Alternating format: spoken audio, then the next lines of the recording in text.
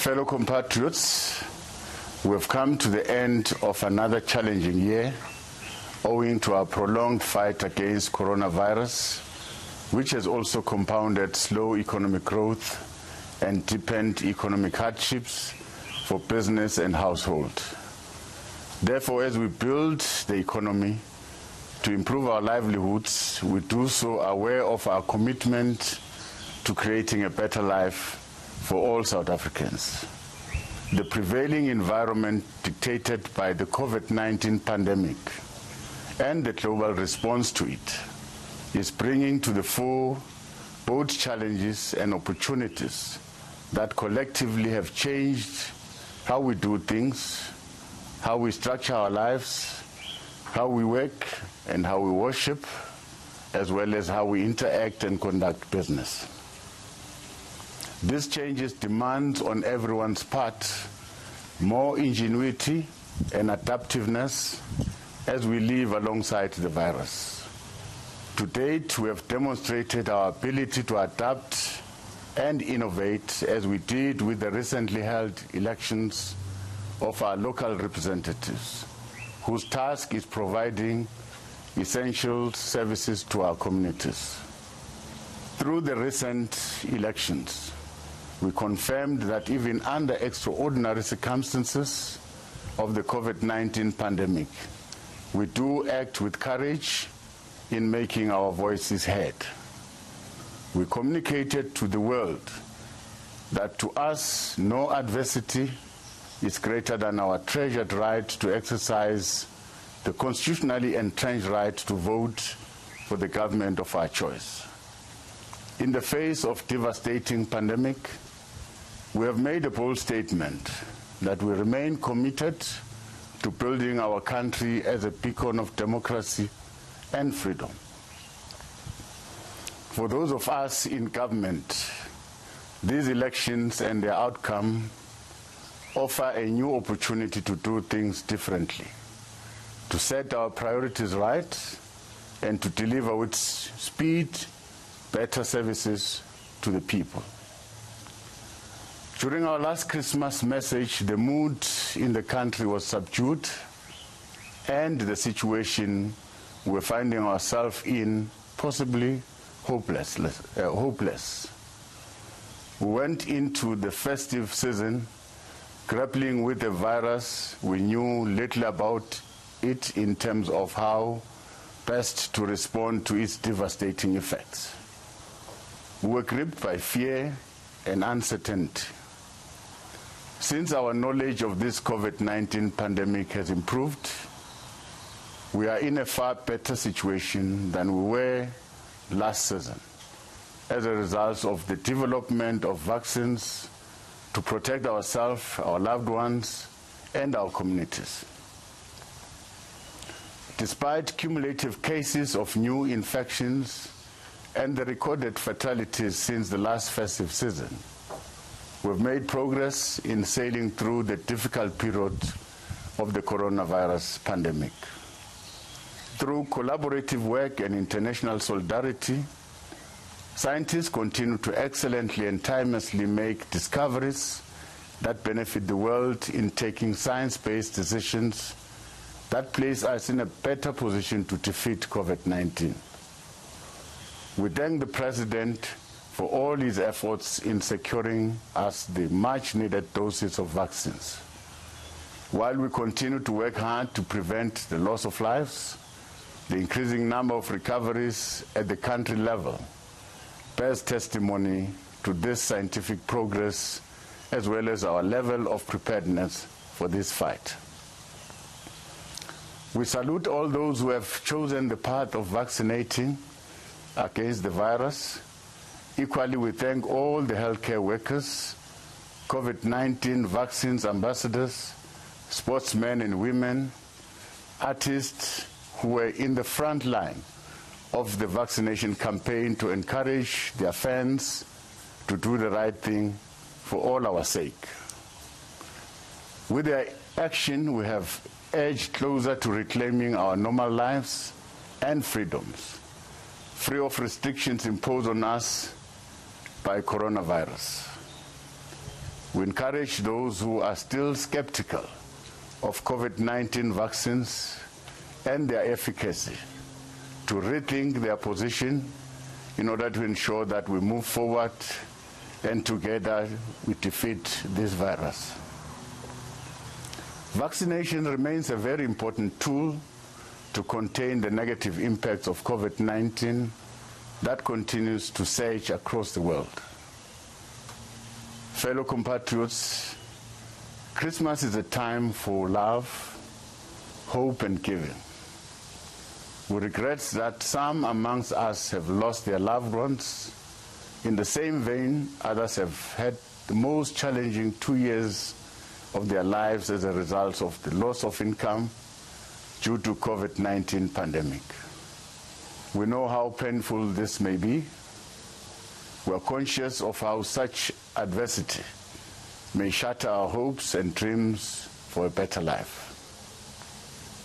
In some instances, this resulted in foregoing some of our unique and treasured traditions that define the very being of each and every one of our families and friendship. Even in such situations, we remain a caring nation whose character means being our neighbor's keeper. That is why we are touched by the generosity of spirit by individuals and communities who reach out in an hour of despair to help by, among other things, providing shelter, food and clothing to those who need. We implore our fellow compatriots to build on this human virtue and continue with many other acts of ubuntu and generosity that define our very being. It is such and similar action that continue to contribute to nation building. We also dedicated the year 2021 to the memory of Umama Charlotte Maxeke. During the year, we held a number of commemorative events and celebrated 150 years since the birth of this stalwart and freedom fighter known for her many feats. We were time and again reminded of her acts of selflessness towards emancipation of women in society and the freedom of all humanity across race, gender, and ethnicity. Yet, as we continue to live in freedom and democracy, women of our country are fighting a seemingly endless battle against violence that is meted by those who are ordinarily should give them care. This scourge of gender-based violence and femicide is coupled with abuse of children, especially girl children, the rising number of new infections among adolescent girls, new and missing cases of TB infections, substance abuse, discrimination against key populations, and all other forms of social ills that persist in our communities. During this Christmas period, let us be reminded that each one of us is responsible for making our country a better and a safer place to live in. It behoves leaders at every level and facets of society to work together to address these social ills and build a cohesive, peaceful, healthy, and resilient communities. As government, we draw inspirations from the exemplary leadership of traditional leaders, faith-based leaders, and civil society in general for the collaborative partnership towards responding to social ills and challenges confronting our nation. This year, we have collectively laid a solid foundation to strengthen and accelerate our response to COVID-19, HIV and AIDS, TB, and gender-based violence and femicide, including all other social ills like substance abuse that continue to affect our communities. There can be no denying that a safe and secure South Africa is not only beneficial to our citizens and communities, but is good for our children to learn and thrive, for our healthcare workers to save the sick, and for tourism and investment to flourish and lead to job creation. Nothing stops us from working together in unity, in building a society that is shaped and guided by positive moral values, care, dignity, and respect for human life, especially for the most vulnerable members of our society.